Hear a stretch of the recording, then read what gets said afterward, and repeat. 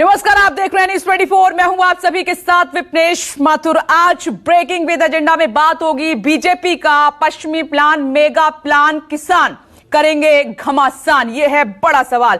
2022 के लिए सियासी दौड़ भाग तेज होती जा रही है। सीएम योगी पूरे यूपी के दौरे पर लगे हुए हैं, एक के बाद एक उनके ताबड़तोड़ दौरे हो रहे हैं। तो उनका साथ देने के लिए पीएम मोदी से लेकर गृह मंत्री अमित शाह, बीजेपी के राष्ट्रीय अध्यक्ष जेपी नड्डा और रक्षा मंत्री राजनाथ सिंह भी एक के बाद एक यूपी का दौरा लगातार कर रहे हैं। उनके साथ सीएम योगी भी लगातार नजर आ रहे हैं। पूर्वांचल को सौगात पर सौगात देने के बाद अब बारी अवध क्षेत्र और पश्चिमी यूपी पर टिकी है। और तभी तो राष्ट्रीय अध्यक्ष जेपी नड्डा आज कानपुर में मिशन बूथ जीतो कार्यक्रम की शुरुआत करेंगे।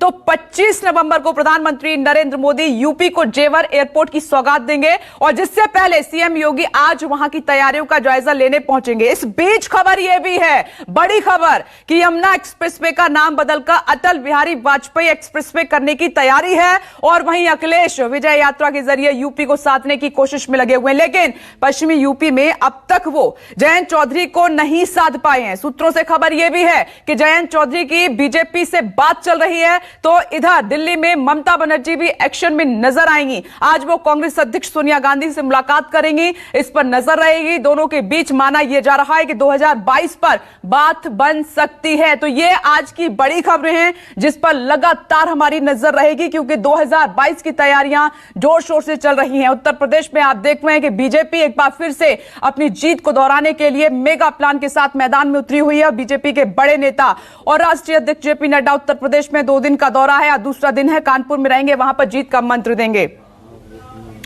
और कानपुर में नजर आएंगे राष्ट्रीय अध्यक्ष जेपी नड्डा। जेवर एयरपोर्ट पहुंचेंगे सीएम, वहां पर तैयारियों का जायजा लेंगे। 25 तारीख को पीएम पहुंच रहे हैं। और बदलेगा क्या? यमुना एक्सप्रेसवे का नाम। और इस वक्त मेरे सहयोगी राजीव रंजन जुड़ गए हैं सीधे। राजीव, आपसे सवाल यही है कि अब पश्चिमी यूपी पर नजर है सभी की, खास तौर पर बीजेपी की बड़ी हलचल यह है कि यमुना एक्सप्रेसवे का नाम बदला जा सकता है।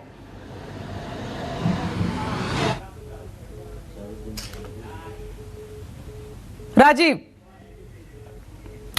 चुनाव में मुद्दे क्या रहने वाले हैं ये लगातार आप देख ही रहे हैं अपनी टीवी स्क्रीन पर। तो अब पूर्वांचल के बाद समझिए पश्चिमी यूपी का गणित जो बहुत महत्वपूर्ण है। पूर्वांचल को साधने के बाद, पूर्वी यूपी को साधने के बाद अब सभी पार्टियों की नजर जो है पश्चिमी यूपी पर, अवध पर टिकी हुई है। और जिसके लिए आज बड़ी हलचल ये है, क्योंकि ये अपने आप में एक बड़ा फैसला है कि यमुना एक्सप्रेसवे का नाम बदलकर भारत के पूर्व प्रधानमंत्री, भारत रत्न अटल बिहारी वाजपेयी के नाम से किया जा सकता है, जिसमें बीजेपी ने किया है कि उनको उचित सम्मान देने के लिए ऐसा हो सकता है, क्योंकि वो सबके लोकप्रिय थे।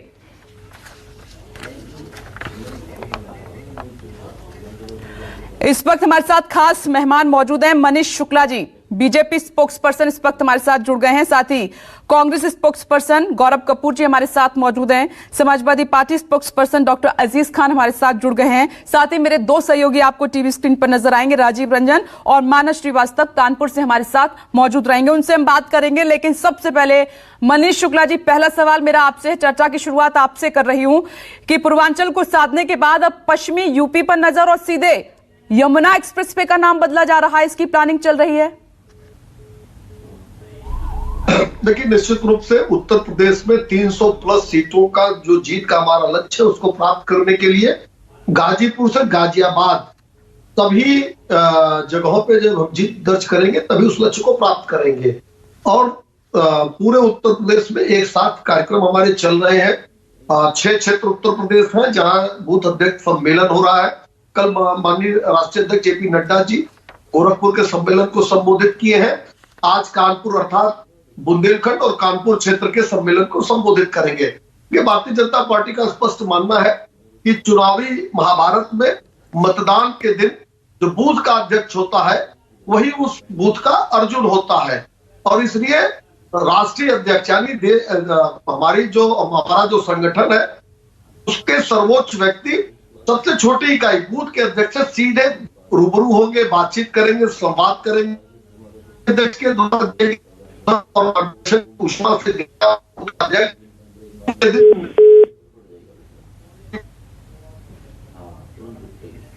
करेगा। चलिए मनीष जी, मैं आ रही हूं आपके पास, थोड़ी आपकी ऑडियो में दिक्कत हुई है।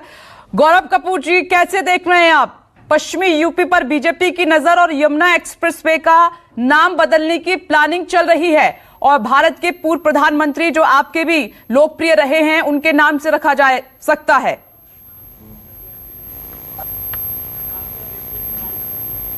गौरव कपूर जी,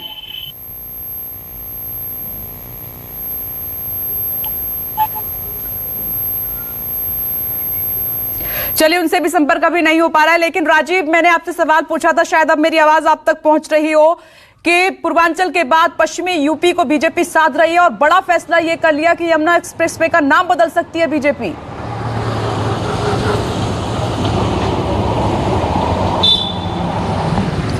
विप्लेश, आज संपर्क थोड़ा सबसे टूट रहा है या आवाज कम आ रही है, फिर भी मैं ये कह रहा हूँ कि पश्चिमी उत्तर प्रदेश, आपने बिल्कुल ठीक कहा, पश्चिमी उत्तर प्रदेश में मूल बात यह है कि पश्चिमी उत्तर प्रदेश में बीजेपी के खिलाफ या विरोध में एक माहौल बनने लगा था और पश्चिमी उत्तर प्रदेश जो 2017 में आप देखें, 19 में आप देखें तो भारतीय जनता पार्टी को झोली भर भर के सीटें पश्चिमी उत्तर प्रदेश ने दी थी और सबसे मजबूत जो इलाका है नोएडा से लेकर सहारनपुर तक इसको माना जाता है। आप देखें, चाहे लोकसभा में देखें चाहे विधानसभा में देखें, विधानसभा में तो इतनी सीटें मिल गई जितनी भारतीय जनता पार्टी या किसी राजनीतिक पंडित ने सोचा भी नहीं था। अब जब चुनाव आने को नजदीक हुए तो ये निश्चित लग रहा था कि पश्चिम उत्तर प्रदेश में किसानों का जो गुस्सा है उसका नकारात्मक असर भारतीय जनता पार्टी के चुनाव की संभावनाओं पर पड़ेगा। तो आपको मालूम है कि आपदा को अवसर में कैसे बदलते हैं भारतीय जनता पार्टी के नेता और खास करके प्रधानमंत्री नरेंद्र मोदी। उन्होंने कानूनों को रद्द करने का फैसला किया। इसमें कोई दो राय नहीं कि पश्चिमी उत्तर प्रदेश, हरियाणा, पंजाब के किसानों की जो नाराजगी थी वो एक साल पूरा होने से पहले कोई मौका ढूंढ रहे थे और उन्होंने देखा कि इसका नुकसान हो सकता है तो उन्होंने ये फैसला लिया। लेकिन अब जब कानून रद्द कर दिए गए हैं तो उसके बाद भारतीय जनता पार्टी अब इस इलाके में आक्रामक रूप से आक्रामक तेवर अपना करके उतरने वाली है और अपने आप को किसानों का हितैषी बताकर, अपने आप को विकास की परियोजनाओं को दिखाकर और तमाम ये पश्चिमी उत्तर प्रदेश में दोनों चीजें साथ साथ चलेंगी जैसे पूर्वी उत्तर प्रदेश में। आप देखिए कितने करीने से भारतीय जनता पार्टी, योगी सरकार अलग अलग इलाके में, आपने देखा पूर्वांचल में पूर्वांचल एक्सप्रेसवे, फिर बुंदेलखंड में 19 तारीख को आपने देखा जिस दिन उन्होंने कृषि कानूनों का ऐलान किया। बुंदेलखंड जाने से पहले ही कृषि कानूनों का ऐलान कर दिया। बुंदेलखंड का इलाका, वहाँ बहुत ही गरीबी और किसानों की आत्महत्याओं की खबरें आप न जाने कब से सुनते रहे होंगे। तो बुंदेलखंड गए, वहाँ एक्सप्रेसवे और सारी चीज़ों का। अब जो तीसरा इलाका बचा है यानी कि नोएडा, अब जो दिल्ली से सटा हुआ, अब जेआर एयरपोर्ट का चेहरा, अभी 2 दिन प्रधानमंत्री आपने देखा लखनऊ में थे, तो चारों जो कोने हैं उत्तर प्रदेश के उसको मथने का काम प्रधानमंत्री खुद ही कर रहे हैं। और जनवरी से माफ़ कीजिएगा, दिसंबर से, मैंने पहले भी आपको बताया था एक दिन ब्रेकिंग विद एजेंडा में कि 13 जनवरी से आप देखिएगा, 13 दिसंबर से लेकर 13 जनवरी तक पूरा का पूरा जो खबर है, पूरी की पूरी जो सुर्खियां हैं, आपको एक ही जगह से आएगी, उसका नाम है बनारस। 13 दिसंबर से 13 जनवरी तक का मामला सेट है। वो 1 महीने बनारस से रोज मैसेज दिया जाएगा, वहाँ एक महीने का कार्यक्रम किया जाएगा। तो अब 25 नवंबर की जेवर एयरपोर्ट की रैली के बाद फिर अब पूर्वांचल की जो राजधानी है बनारस, वहाँ बीजेपी अपना पूरा जोर लगाएगी। तो सारे इलाकों में कृषि कानूनों को रद्द करके बीजेपी ऐसा मानती है कि पश्चिमी उत्तर प्रदेश में उसने गुस्से को शांत करने में बहुत काम किया है और अब इसके बाद काम आगे बढ़ेगा। तो जो चीज़ें अभी नुकसान के तौर पर उसकी भरपाई कर ली जाएगी। लेकिन दूसरा सवाल यह है कि विरोधी दल, खास करके जो भारतीय जनता पार्टी को उत्तर प्रदेश चुनाव में चुनौती पेश करने वाले दल हैं, या किसान मोर्चा जो है, वो भी इस बात को जानता है कि प्रधानमंत्री नरेंद्र मोदी इस बात का क्रेडिट 1 साल के खत्म करने के बाद भी ये क्रेडिट उनके हिस्से न जाए, इसलिए एमएसपी, इसलिए वो 700 किसान जो मारे गए हैं उनकी बात को आगे करके फिलहाल इनकी भी रणनीति है कि चुनाव तक बीजेपी को इसका कहीं से कोई फायदा न मिल जाए, इसके बारे में वो भी अपनी रणनीति बना रहे हैं। राजीव, आते हैं आपके पास। मानस भी हमारे साथ कानपुर में मौजूद हैं, कानपुर से जुड़े हुए हैं। तो मानस, जीत का मंत्र कानपुर में देंगे जेपी नड्डा, सीएम भी मौजूद रहेंगे, किस तरीके से रहेगा पूरा कार्यक्रम?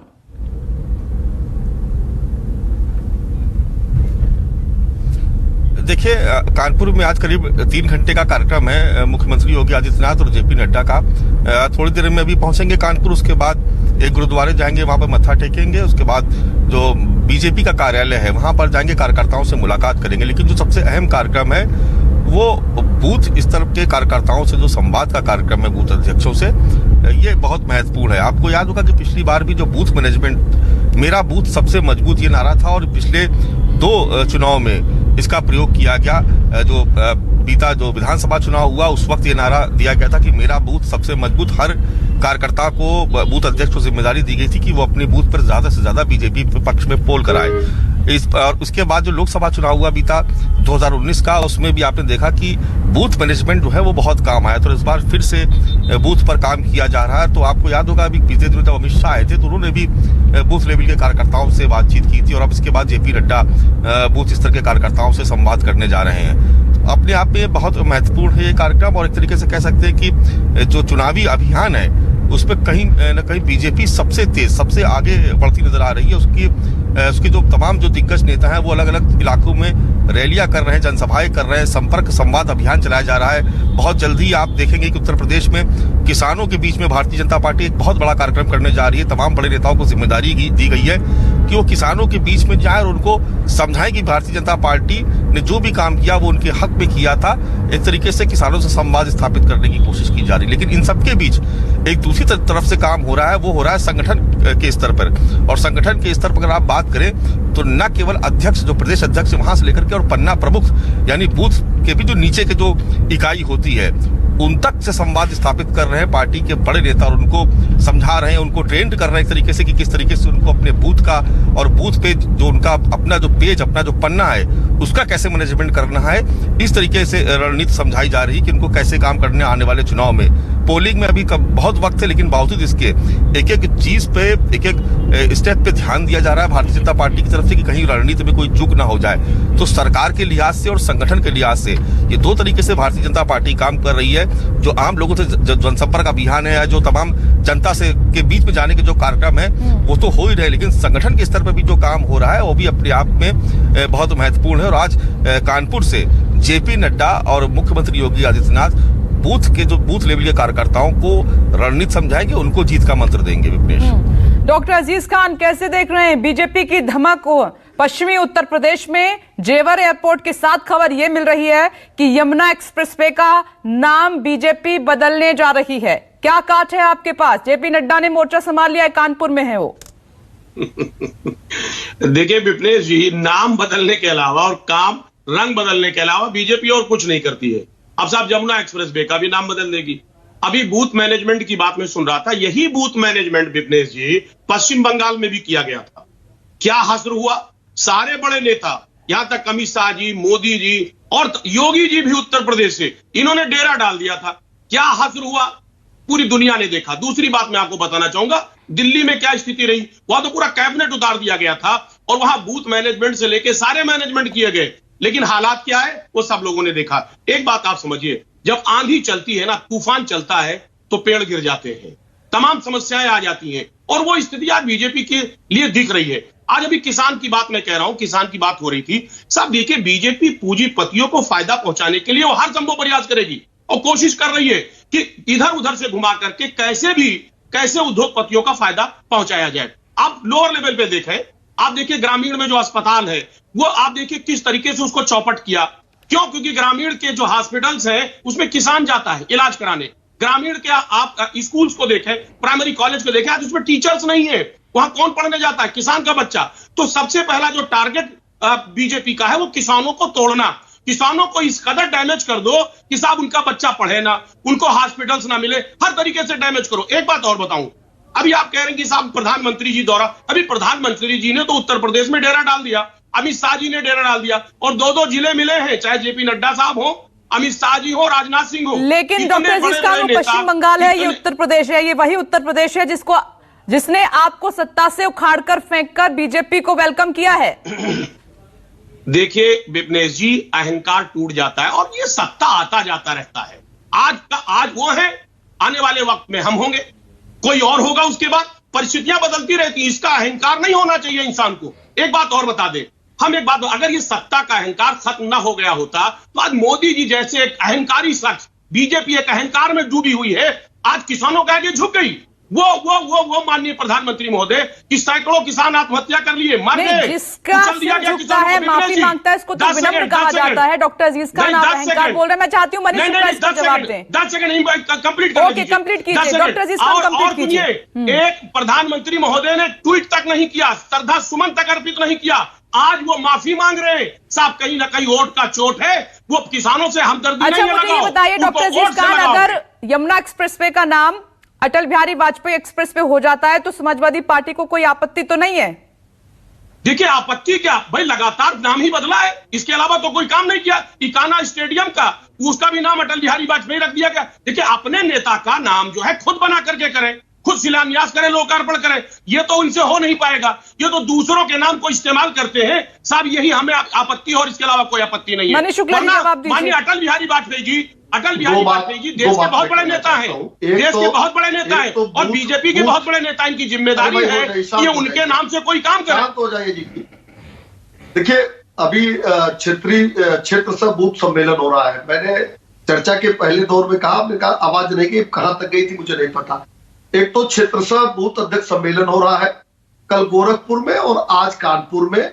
माननीय जेपी नड्डा जी यानी जो भाजपा के राष्ट्रीय अध्यक्ष हैं, सबसे छोटी इकाई बूथ के अध्यक्ष से सीधे संवाद करेंगे और बातचीत करेंगे और उनका जो मार्गदर्शन है उसको प्राप्त करके बूथ का अध्यक्ष जब चुनाव के दिन, जिस दिन मतदान होता है उस दिन चुनावी महाभारत का अर्जुन बूथ का अध्यक्ष ही होता है, उस उस्मा से जाएगा और चुनाव के दिन भारतीय जनता पार्टी का जो लक्ष्य है 300 प्लस का, उसको पूरा करने में जी जान लगा देगा। दूसरी बात, अभी अब्दुल अजीज जी को पता नहीं है कि जो 2 जिले ये कह रहे हैं, 2 जिले नहीं बल्कि 2 क्षेत्र की सम्मेलन है, यानी करीब 12-12, 13-13 जिलों का सम्मेलन है, जहां ये 2-2 नेता, हमारे 3 नेता 2-2 जगहों पे जाएंगे। नहीं वो तो ठीक है, मैं यमुना एक्सप्रेस का सवाल पूछ रही हूँ मनीष जी लेकर। तीसरी बात, आप पर अब ये आरोप लग रहा है कि आप भारत रत्न पूर्व प्रधानमंत्री अटल बिहारी वाजपेयी का नाम भुनाने की कोशिश कर रहे हैं। अगर यमुना एक्सप्रेसवे का नाम बदलने की प्लानिंग चल रही है, ब्राह्मण वोट पर आपकी नजर है, पश्चिमी उत्तर प्रदेश में जो खिसक सकता है आपके हाथ से, कमजोर है वहां पर आपकी पकड़? नहीं विपिन जी, देखिए अभी यमुना एक्सप्रेसवे के नाम के बारे में जो आपका सवाल है, मुझे उसका संज्ञान नहीं है, इसलिए मैं उस पर नहीं जवाब दूंगा। हाँ, ये जरूर कह सकता हूं कि देश के किसी भी संस्था का नाम, किसी भी सड़क का नाम, किसी भी स्टेडियम का नाम अगर पंडित अटल बिहारी वाजपेयी रखा जाएगा तो देश में उनको प्यार करने वालों लोगों को अच्छा ही लगेगा और इसलिए उस पर किसी का आपत्ति नहीं हो सकती। तीसरी बात मैं कहना चाहता हूं, अभी बंगाल का एग्जाम्पल दे रहे थे कि बूथ अध्यक्षों के सम्मेलन से वहां इन्होंने क्या कर लिया, 3 से 78 सीटें, 40% वोट, और दिल्ली में भी 40% वोट हमारे पास है। तो बूथ का जो छोटा वर्कर है उसके सम्मान को इतना कम मत आंकिए अजीत जी। आप तो टीवी चैनलों पर बैठे रहेंगे, मतदान के दिन वही संघर्ष करता है, वही वोटर निकालता है, वही वोट डलवाने जाता है और हम उसका सम्मान करते हैं। उससे हमारे राष्ट्रीय अध्यक्ष जी बात करेंगे। लेकिन मनीष जी, आखिर में जीत ही देखी जाती है। पश्चिम बंगाल में भी नहीं आ पाए आप, दिल्ली में भी आप नहीं आ पाए, ठीक है, वोट परसेंटेज की आप बात जरूर कर रहे हैं, लेकिन आखिर में जीत ही मायने रखती है। 3 से 78 विपिनेश जी, पश्चिम बंगाल में 3 सीटें थी, 78 पहुंचे, 300 है, 430 से ज्यादा। चलिए ठीक है, वो तो वक्त बताएगा, देख लेते हैं। गौरव कपूर जी, आपका रिएक्शन मैं चाहूंगी। पश्चिमी उत्तर प्रदेश में बीजेपी की जो धमक है, अब तमाम बड़े नेता और एक के बाद एक बड़ी सौगातें अब मिलेंगी पश्चिमी उत्तर प्रदेश को पूर्वांचल के बाद, कैसे देख रही है कांग्रेस? देखिए, ये वही सरकार है, हम लोग को याद रखना चाहिए, जिसने कहा था कि किसान की आय दुगनी होगी और 700 किसानों को शहादत देनी पड़ी, 14 महीने तक बैठना पड़ा, तब जाके, क्योंकि चुनाव आ रहा था तो नरेंद्र को सरेंडर करना पड़ गया और थोड़ा सा कान में जू रेंगी है। किसान बहुत अक्लमंद है, ये 2 मुंह जो आरएसएस वाले हैं उनके बारे में सब कुछ जान गई है। आराम से पहले भी 0 आ रहे थे वेस्टर्न यूपी में, आज भी 0 आएगी भारतीय जनता पार्टी। जितना भी आके मोदी जी अपना बताएं और रोने लगे, अभी तो घड़ियाली आंसू भी बहाएंगे कहीं ना कहीं। अब कोई पुराना रिश्ता उनका तो सभी से निकल जाता है। नहीं, पिछली बार तो अच्छा परफॉर्म किया है उत्तर प्रदेश की जनता, ये बहुत क्लियरली जान चुकी है कि भारतीय जनता पार्टी जब चुनाव हारती है तभी कुछ उसके फायदे का काम होता है, चाहे वो पेट्रोल के दाम की गिरावट हो, डीजल के दाम की गिरावट हो। अभी रसोई गैस पे भी कुछ ना कुछ काम करेंगे, ऐसा नहीं है। सौगात जितनी भी दे दें, नाम बदलने की तो इन लोग की आदतें हैं। अब आज वाजपेयी जी के नाम पे कर दे भाई, आज उनकी सरकार है, नाम तो बदल ही सकते हैं। काम क्या किया है, क्या काम किया है? आज 74,000 से ज्यादा ऋण है एवरेज किसानों के ऊपर, उस पर क्या काम किया है? गन्ना किसानों का बकाया इतना है, आज तक उसका पैसा नहीं दिया है। अरे ये कैसी सरकार है जो आज टेनी जी के साथ मंच साझा कर रही है? क्या नियत इतनी खराब हो चुकी है भारतीय जनता पार्टी की? क्या शर्म नाम की चीज नहीं रह गई है? अरे आप क्या मैसेज भेज रहे हैं लखीमपुर खीरी के किसानों को? आपको वो देखना चाहिए। क्या राजनीति में इतनी भी अब हम लोग को शर्म नहीं रह गई है? क्या मोदी जी को नहीं रह गई है? अमित शाह की तो चलिए हम लोग कुछ कह भी नहीं सकते हैं, एक समय पे कोर्ट ने उनको क्या कहा था सबको पता है, उनके बारे में नहीं कहूंगा। पर कम से कम मोदी जी आज ऐसी जगह बैठे हैं, और योगी जी महाराज तो भाई महंत हैं, कहीं के इतने बड़े मठ के महंत हैं, क्या उनके अंदर भी कोई शर्म नहीं है? तुरंत टेनी जी को बर्खास्त करना चाहिए, तुरंत के तुरंत। कानून व्यवस्था पर सवाल, राजीव मैं जल्दी से आपके पास आ रही हूं, लेकिन मैं चाहती हूं उस पर मनीष शुक्ला जी रिएक्शन दें जल्दी से। देखिए, लखीमपुर घटना का जिक्र इन्होंने किया, कानून वहां अपना काम कर रहा, जो पीड़ित पक्ष है वो सरकार के कदम से सहमत। ये जो कपूर साहब बैठे हैं, ये सुबह जिनसे पूछ कर आए होंगे, उनका नाम नसीमुद्दीन सिद्दीकी है, इनके कन्वीनर है, उनको जानते ही होंगे नसीमुद्दीन सिद्दीकी को। नसीमुद्दीन सिद्दीकी के ऊपर लखनऊ के हजरतगंज थाने में पास्को एक्ट का FIR दर्ज है, यानी नाबालिग लड़की से दुर्व्यवहार का। उसको कब बर्खास्त करेंगे, निलंबित करेंगे? जिससे पूछ के टीवी चैनलों के डिबेट पे जाते हैं आप लोग, वो पास्को एक्ट का आरोपी है, FIR दर्ज है। शर्म नहीं आती आप लोगों को? प्रियंका जी उसी के साथ बैठ के लड़की लड़ सकती हूँ कहती है, तो हमको न सिखाइए। और रही बात, आंकड़े सही लेकर आइए। पश्चिम में 0 थे, कब 0 थे साहब? 2014 में थे, 17 में थे, 19 में थे। वाले हैं। अरे 0 तो आप होने वाले हैं, आपका इंटरनल सर्वे 0 ही दिखा रहा है। इसीलिए घड़ियाली आंसू बहकाते हुए आज मोदी जी आ गए हैं। अरे सुन लीजिए, किसान के वापस ले लेंगे। आप बोल रहे थे तो मैं सुन रहा था, सुन लीजिए। बंगाल में शून्य है कि नहीं? आप इंटरनल सर्वे 0 दे रहा है। और आप क्या क्रिमिनल की बात करते हैं? महाराष्ट्र की बात करते हैं। मैं आपसे कई बार सवाल पूछ चुका हूँ, बुलडोजर कब चलेगा ब्रजेश सिंह पर? बुलडोजर कब चलेगा? बुलडोजर कब चलेगा राजा भैया पर? कब खोजेगी भारतीय जनता पार्टी की पुलिस धनंजय सिंह को? ब्रिजभूषण शरण सिंह पर 94 केस हैं, उनके ऊपर बुलडोजर कब चलेगा? साहब नसीहत मत दीजिए, पहले काम करके दिखाइए। 7 सीटें हैं विधानसभा में, जनता उस अहंकार को भी खत्म कर देगी, और लोकसभा में 1 सीट है, इतना अहंकार है, जनता उस अहंकार को भी समाप्त कर देगी। चलिए मैं आती हूं। राजीव, आप मेहमानों को सुन ही रहे हैं, एक दूसरे पर आरोप प्रत्यारोप है, लेकिन मैं, क्योंकि आप माहौल क्या के जरिए पूरी उत्तर प्रदेश की जमीन को नाप रहे हैं, तो मैं पश्चिमी उत्तर प्रदेश का आपसे गणित समझना चाह रही हूं कि अभी मौजूदा स्थिति क्या है, क्योंकि अब नजर ब्राह्मण वोट बैंक पर भी टिकी हुई है और इसीलिए ये कवायदे भी हो रही हैं। सुना है कि समाजवादी पार्टी जयंत चौधरी को भी साधने की कोशिश कर रही है, लेकिन जयंत चौधरी बीजेपी के संपर्क में बने हुए हैं, कुछ ऐसी भी खबर है। राजीव,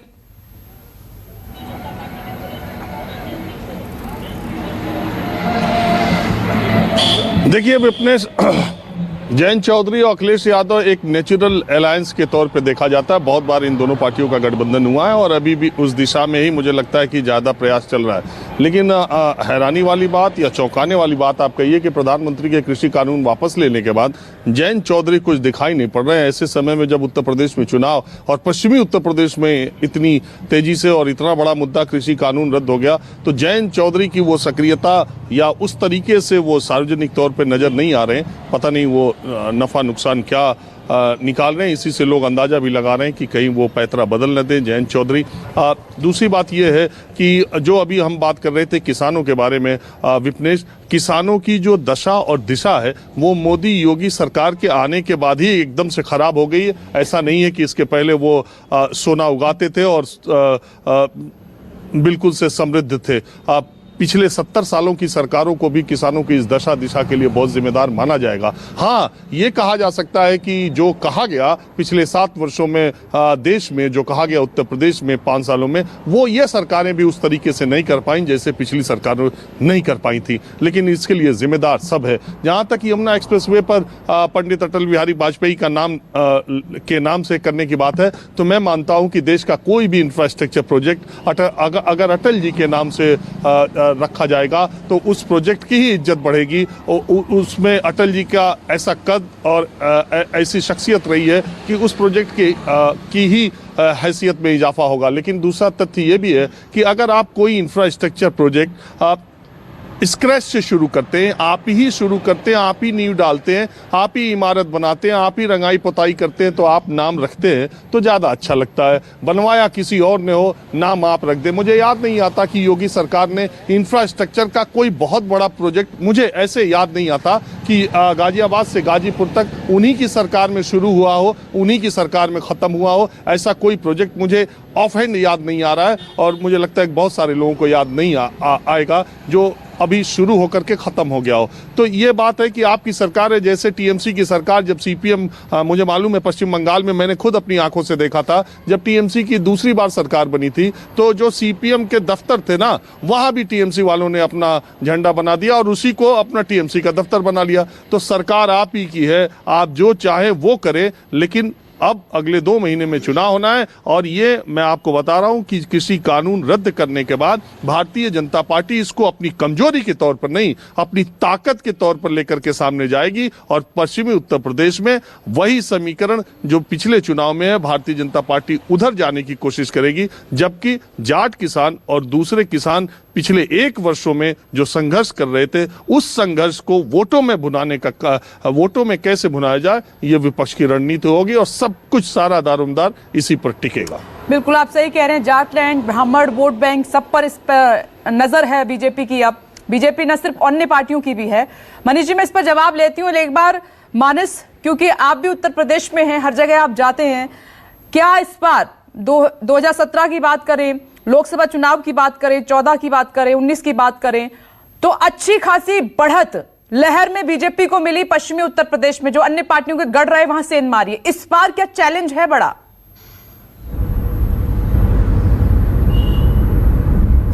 देखिए, निश्चित तौर पर इस बार भारतीय जनता पार्टी के लिए पश्चिमी उत्तर प्रदेश की राह आसान नहीं, और यही वजह है कि आप देख रहे हैं कि एक बार फिर से वहां पर पलायन और जिन्ना जैसे मुद्दे वहां पर उठाए जा रहे थे।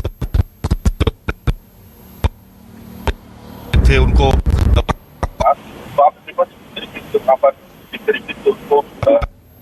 इस तरीके से वहां पर एक तरीके से उसको शोकेस किया गया, उसका बहुत बढ़िया तरीके से उसको प्रेजेंट किया गया, न केवल मीडिया के सामने बल्कि आम लोगों के सामने भी। तो पश्चिमी की प्रयोगशाला के ही भरोसे है भारतीय जनता पार्टी, क्योंकि देखिए जिस वक्त मुजफ्फरनगर दंगा हुआ था, भारतीय जनता पार्टी ने उसी वक्त से पश्चिमी उत्तर प्रदेश में अपनी जड़ें जमाना शुरू किया था। उस वक्त समाजवादी पार्टी की सरकार थी, अखिलेश की सरकार थी, बहुत किरकिरी हुई थी। लेकिन आप देखेंगे उसके बाद से लगातार जो समीकरण था, जो जाट और किसान का जो समीकरण था, जो समाजवादी पार्टी का या आप कहें कि बहुजन समाज पार्टी का वोट बैंक था, वहां पर कहीं भी बीजेपी बहुत ज्यादा अच्छे से नजर नहीं आती थी। लेकिन उसके बाद से आप देख रहे हैं कि वहां पर तमाम सीटें भारतीय जनता पार्टी के कब्जे में गई पश्चिमी उत्तर प्रदेश में, और कुछ पिछले तो लोकसभा, माफ कीजिएगा, विधानसभा चुनाव में ऐसी सीटों पर भी बीजेपी ने कब्जा किया जहां पर कभी भारतीय जनता पार्टी कभी जीती ही नहीं थी। ऐसी भी तमाम सीटें पश्चिमी उत्तर प्रदेश में देखने को मिली थी। लेकिन उसके पीछे सिर्फ और सिर्फ हिंदुत्व का एजेंडा था, हिंदुत्व की जो प्रयोगशाला वहां पर खोली गई, उसके पीछे सिर्फ वही वजह थी कि तमाम जो समुदाय थे वो एक साथ एक छत के नीचे भारतीय जनता पार्टी के साथ हिंदुत्व के नाम पर आ गए थे। लेकिन इस बार चूंकि किसानों का बड़ा आंदोलन चला है और उसको लेकर के बहुत नाराजगी है किसानों में। और देखिए, जब आपने तत्काल आप चुनाव को देखते हुए कोई डिसीजन लेते हैं, वो भी चुनाव के मौके पे, तो निश्चित तौर पर ये आम जनता मान के चलती है कि आपने चुनावी फायदे के लिए इसको किया। इसलिए आप देखेंगे कि पश्चिमी उत्तर प्रदेश से जो किसानों के रिएक्शंस आ रहे हैं वो बहुत अच्छे नहीं आ रहे हैं, और लोग भी कह रहे हैं कि अभी वो पीछे नहीं हटेंगे। खाली किसान आंदोलन की बात नहीं हम करेंगे, अगर आम किसानों से भी जो हम लोग बातचीत करते हैं या जो हम लोग हमारे रिपोर्टर्स जो बात करते हैं, तो वो बार बार ये कह रहे हैं कि अभी वो पीछे नहीं हटेंगे, क्योंकि उन्हें भरोसा नहीं है और आने वाले समय में सरकार इसको कानून जब तक नहीं बनाएगी, खासतौर से MSP पे, तब तक वो उस अपने आंदोलन को से पीछे नहीं हटेंगे और ना ही वो अपने घरों को वापस जाएंगे। तो देखिए, बीजेपी के लिए पश्चिमी उत्तर प्रदेश की राह इस बार बहुत आसान नहीं है और भारतीय जनता पार्टी के लोग खुद भी इस बात को बखूबी जानते हैं और यही वजह कि अखिलेश यादव वहां पर खासतौर से प्रयास कर रहे हैं। पश्चिमी उत्तर प्रदेश में भी बीते दिनों उन्होंने कश्यप समुदाय की जो एक वहां पर सभा की थी, उसमें तमाम मुस्लिमों को भी उन्होंने वहां पर आपको चेहरे दिखाई पड़े होंगे और एक कोशिश की जा रही है समाजवादी पार्टी की तरफ से फिर से वहां पर कि जो उसका जो अपना कोर वोट बैंक था, यानी पिछड़ा और मुस्लिम, उसके समीकरण के साथ वो पश्चिमी उत्तर प्रदेश में फिर से दमदार तरीके से वापसी कर सके। मैं डॉक्टर अजीज खान 1 मिनट में आ रही हूं आपके पास। मैं चाहती हूं मनीष शुक्ला जी इस पर जवाब दें। मनीष शुक्ला जी, राह इतनी आसान नहीं है, तब लहर थी, सब कुछ हो गया, लेकिन इस बार किसान अब भी नाराज है आपसे, कैसे मनाएंगे उन्हें? देखिए, चाहे आदरणीय नरेंद्र मोदी जी की सरकार हो, चाहे योगी जी की सरकार हो, लगातार किसान हितैषी फैसले हमने लिए हैं। आज गेहूं और धान की रिकॉर्ड खरीदारी उत्तर प्रदेश सरकार ने की है। गन्ना किसानों का सर्वाधिक भुगतान किया है। सपा बसपा की सरकार ने मिलकर जितना भुगतान नहीं किया था, उससे ज्यादा हमने भुगतान किया है। नई चीनी मिलें खोली है, पुरानी की कैपेसिटी हमने बढ़ाई है, जबकि सपा बसपा की सरकारों ने चीनी मिलों को बेच दिया था। समाजवादी पार्टी के समय में तो इनके कार्यकर्ता ही बिचौलिया की भूमिका में रहते थे। तो तमाम ऐसे काम हमने किए हैं। और नया कृषि कानून की भी बात करें अगर, तो पश्चिम के कुछ जिलों में जरूर उसका प्रभाव होता। पूर्वांचल के जिलों में राजीव रंजन जी टहल रहे हैं, महाराज जी टहल रहे, पूछिए। तो निश्चित रूप से, और रहा सवाल की राह आसान, तो हम तो मानते हैं कि युद्ध और चुनाव में चाहे विपक्ष सामने वाला कमजोर हो या मजबूत हो, पूरी तैयारी के साथ मैदान में उतरना चाहिए। और प्रधानमंत्री जी से लेकर बूथ अध्यक्ष तक कार्यकर्ता भाव से हमारे यहाँ चुनाव में लगते हैं, तो हमको लगता है कि इस पे किसी को आपत्ति नहीं होनी चाहिए। विपक्षी पार्टियां कह रही हैं कि ये तो नाम बदलने वाली सरकार है, काम करने वाली सरकार नहीं है, सिर्फ नाम बदलना आता है। ठीक है, आप अपना काम कर रहे हैं तो उस पर नाम लिख दीजिए, लेकिन जो दूसरे ने किया है उसका नाम बदल देते हैं आप। नहीं, मैं दो बातें कहता हूं। एक तो इंफ्रास्ट्रक्चर की बात अभी राजीव रंजन जी कर रहे थे। अभी पूर्वांचल एक्सप्रेसवे जिसका शिलान्यास माननीय प्रधानमंत्री जी ने किया, उद्घाटन भी माननीय प्रधानमंत्री जी ने किया। अखिलेश यादव के समय में जरूर 15,000 करोड़ का प्रावधान किया गया था, हमने उसको 11,000 करोड़ में बना के 4,000 करोड़ जनता का बचा दिया जो लूटा जाता। बुंदेलखंड एक्सप्रेस में 75% बन गया, इस चुनाव के पहले वो भी शुरू हो जाएगा। गंगा एक्सप्रेस वे का 93% जमीन खरीदी जा चुकी है। पूर्वांचल एक्सप्रेस वे से ही गोरखपुर लिंक एक्सप्रेस वे बना रहे हैं, जिसपे काम चल रहा है। इसके अतिरिक्त मेडिकल कॉलेज की श्रृंखला हमने तैयार की है, हमने यूनिवर्सिटीज बनाए हैं, और जो पुराने जो कॉलेजेस थे उसमें सीटों में बढ़ोतरी की है। तमाम जगहों पे जो फैसिलिटीज नहीं थी उसको खड़ा किया है उत्तर प्रदेश में। कोरोना जैसी वैश्विक महामारी के समय में जब अखिलेश जी कह रहे थे कि वैक्सीनेशन मत कराइए, ऐसे समय में प्रभावी नियंत्रण सरकार ने। ठीक है, मैं जवाब ले लेती हूँ। डॉक्टर अजीज खान बोलिए। किसान के लिए हम डॉक्टर अजीज खान बोलिए, क्या 2012 का जो आपका परफॉर्म रहा पश्चिमी उत्तर प्रदेश में, उसको दोहरा पाएंगे आप 2022 में? देखिए विपनेश जी, अभी मैं देश के 2 बड़े पत्रकारों की बात सुन रहा था, अभी राजीव भाई और उसके बाद मानस जी। इन्होंने 2 बहुत खास कमेंट किया। राजीव भाई ने बताया कि साहब गाजियाबाद से गाजीपुर तक बात नहीं बता पाए। अरे मेरी बात सुनिए, अरे मनीष जी भाई रोकिए, बात सुनिए आप। नहीं मनीष जी, डॉक्टर अजीज खान ने आपकी बात को बहुत इत्मीनान से सुना है, बहुत धैर्यपूर्वक सुना है। 1 मिनट मनीष जी, आप बहुत सभ्य प्रवक्ता हैं, आप सुनिए सर मेरी बात। 2 बड़े पत्रकारों की बात। अरे भाई बात सुनिए ना, बात सुन लीजिए सर, आप मुझे मौका दें मनीष भाई। मैं कह रहा हूं, राजीव भाई ने कहा गाजियाबाद से गाजीपुर तक कोई भी काम योगी जी नहीं बता सकते हैं कि खुद उन्होंने शिलान्यास और लोकार्पण किया हो। वो गलत नहीं बता रहे हैं, वो देश के बड़े पत्रकार हैं और वो जमीनी पकड़ है उनकी, मैं जानता हूं। मानस भाई ने कहा कि हिंदुत्व का एजेंडा अब तक चलाया, बीजेपी उसी के राह पे चली और राह पे चल करके इस मुकाम को हासिल किया, लेकिन अब वो नहीं चल पाएगा क्योंकि अब किसान भी नहीं मान रहा है, किसान भी गुमराह नहीं हो रहा है। एक बड़ी खास बात बताना चाहूंगा, देखिए नीयत साफ नहीं है। अगर नीयत साफ होती तो 2011 में यही माननीय मोदी जी हैं जब मुख्यमंत्री थे, तो इनको एमएसपी गारंटी समिति का अध्यक्ष बनाया गया था। कि साहब इसको इंपोज करवाइए, इसको प्रपोज कराइए, और उसके बाद ये खुद प्रधानमंत्री बने। एमएसपी गारंटी समिति के अध्यक्ष रहने के बावजूद भी अब उसको खुद लागू करने में इनको दिक्कत आ रही। देखिए, नियत साफ नहीं है। आज किसान धरना प्रदर्शन कर रहा है, लेकिन प्रधानमंत्री बनने के बाद उसे लागू नहीं करवा पा रहे। बड़ी बात। दूसरी बात, अभी जैसे इन्होंने मनीष जी ने कहा सब तमाम काम कर लिया। अरे भाई, तमाम काम कौन सा कर लिया? पूर्वांचल एक्सप्रेसवे का नाम बदल दिया, समाजवादी पूर्वांचल एक्सप्रेसवे को आपने पूर्वांचल कर दिया। वो हमने काम किया। सर मुझे मौका दे। आपने कहा तमाम हमने बुंदेलखंड एक्सप्रेसवे बनाया। साहब, बुंदेलखंड एक्सप्रेसवे उसका भी उद्घाटन कर दीजिए। 30% काम हुआ है। गोरखपुर लिंक एक्सप्रेसवे, उसमें तो अभी मिट्टी का भी काम नहीं हुआ। देखिए, गुमराह मत करिए देश को, जनता को गुमराह मत करिए। आपकी नियत साफ नहीं है। और पंडित अटल बिहारी वाजपेयी जी बहुत बड़े देश के नेता हैं, उनके नाम पर कुछ बनवाया नहीं आपने, दूसरों का नाम इस्तेमाल कर रहे हैं। इससे बड़े दुख की बात कुछ नहीं हो सकती है कि देश के इतने बड़े नेता, उनके नाम पर आप कुछ नहीं बनवा पाए। ठीक है, मैं आती हूँ, जल्दी से रिएक्शन लेना होगा मुझे। मनीष जी, एक मिनट। गौरव कपूर जी, काफी देर से उनके पास नहीं गई हूँ। गौरव कपूर जी, पश्चिमी उत्तर प्रदेश में कांग्रेस की स्थिति क्या है अभी? क्या लग रहा है, कोई होप है? देखिए, पिछले 2 सालों में जो प्रियंका जी ने इतनी मेहनत करके संगठन के साथ इतनी बड़ी रैली, इतना बड़ा काम किया है, और उम्भा से लेके हाथरस से लेके लखीमपुर से लेके आजमगढ़ से लेके हर जगह जो काम किया है, वो जनता ने देखा है, जनता ने सराहा है। और आप देखिएगा, इस बार 32 साल से हमारी सरकार नहीं रही है, पर इस बार आपको अचंभे वाले रिजल्ट मिलेंगे कांग्रेस पार्टी की तरफ से। ठीक है, मनीष जी बोलिए। देखिए, विकास के कामों की मैंने चर्चा कर दी। अभी अजीत जी ने कहा कि पश्चिम में हिंदुत्व और जिन्ना, तो क्या जिन्ना का जो मुद्दा अखिलेश यादव ने उठाया था, अजीत जी, वो भारतीय जनता पार्टी के कहने पर उठाया था, क्या वो भी हमारे एजेंट हो गए? और दूसरी बात, उत्तर प्रदेश में जिस तरीके से मनीष जी, मुझे बस एक सवाल का जवाब दे दीजिए, क्या जयंत चौधरी को साथ लाने की कोशिश कर रही है बीजेपी? देखिए, ये इस सवाल का जवाब प्रवक्ता की मर्यादा के आगे की बात। प्रवक्ता का काम है जो तय हो गई चीजें हैं, कुछ बातचीत चल रही है क्या? उसी को कुछ बातचीत चल रही है क्या? मतलब उस प्रक्रिया जो ऐसी कोई प्रक्रिया कानून रद्द होने के बाद उनका कोई रिएक्शन नहीं आया है, चुपचाप है। पहले तो वो लगातार बोल रहे थे अगेंस्ट।